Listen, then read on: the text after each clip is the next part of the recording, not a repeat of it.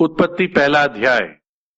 आदि में यहोवा ने आकाश और पृथ्वी की सृष्टि की, और पृथ्वी बेडौल और सुनसान पड़ी थी, और गहरे जल के ऊपर अंधियारा था। तब यहोवा का आत्मा जल के ऊपर मंडराता था। तब यहोवा ने कहा, उजियाला हो, तो उजियाला हो गया। और यहोवा ने उजियाले को देखा कि अच्छा है, और यहोवा ने उजियाले को अंधियारे से अलग किया। और यहोवा ने उजियाले को दिन और अंधियारे को रात कहा, तथा सांझ हुई, फिर भोर हुआ। इस प्रकार पहला दिन हो गया। फिर यहोवा ने कहा, जल के बीच एक ऐसा अंतर हो कि जल दो भाग हो जाए।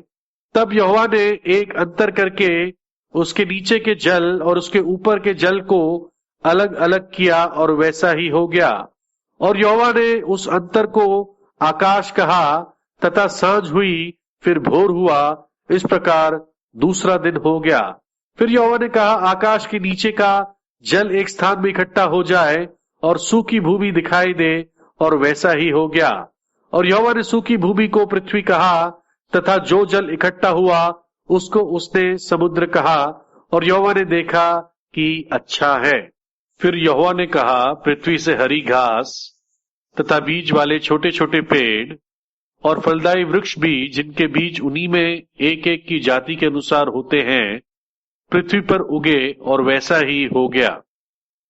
तो पृथ्वी से हरी घास और छोटे छोटे पेड़, जिनमें अपनी अपनी जाति के अनुसार बीज होता है, और फलदायी वृक्ष, जिनके बीज एक एक की जाति के अनुसार उन्हीं में होते हैं, उगे। और यहोवा ने देखा कि अच्छा है। तथा सांझ हुई, फिर भोर हुआ। इस प्रकार तीसरा दिन हो गया। फिर यहोवा ने कहा, दिन को रात से अलग करने के लिए आकाश के अंतर में ज्योतियां हो, और वे चिन्हों और नियत समयों और दिनों और वर्षों के कारण हो।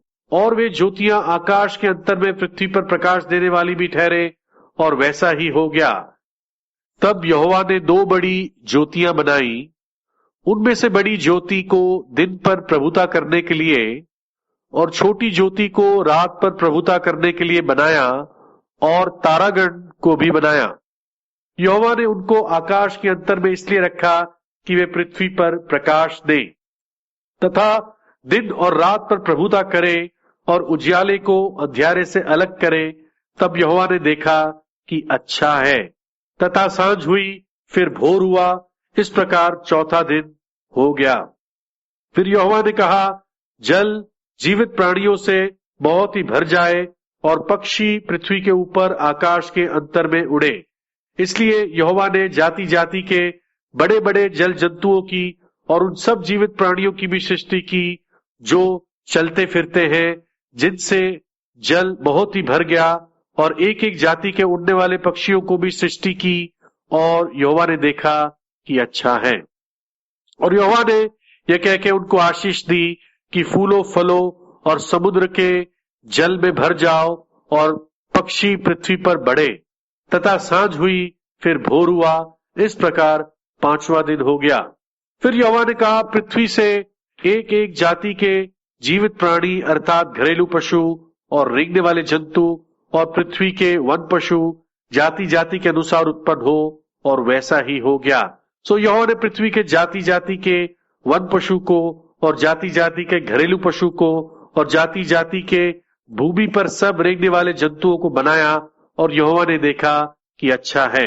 फिर यहोवा ने कहा, हम मनुष्य को अपने स्वरूप के अनुसार अपनी समानता में बनाएं, और वे समुद्र की मछलियों और आकाश के पक्षियों और घरेलू पशुओं और सारे पृथ्वी पर और सब रेंगने वाले जंतुओं पर, जो पृथ्वी पर रेंगते हैं, अधिकार रखें। तब यहोवा ने मनुष्य को अपने स्वरूप के अनुसार उत्पन्न किया। अपने ही स्वरूप के अनुसार यहोवा ने उसको उत्पन्न किया, नर और नारी करके उसने मनुष्य की सृष्टि की।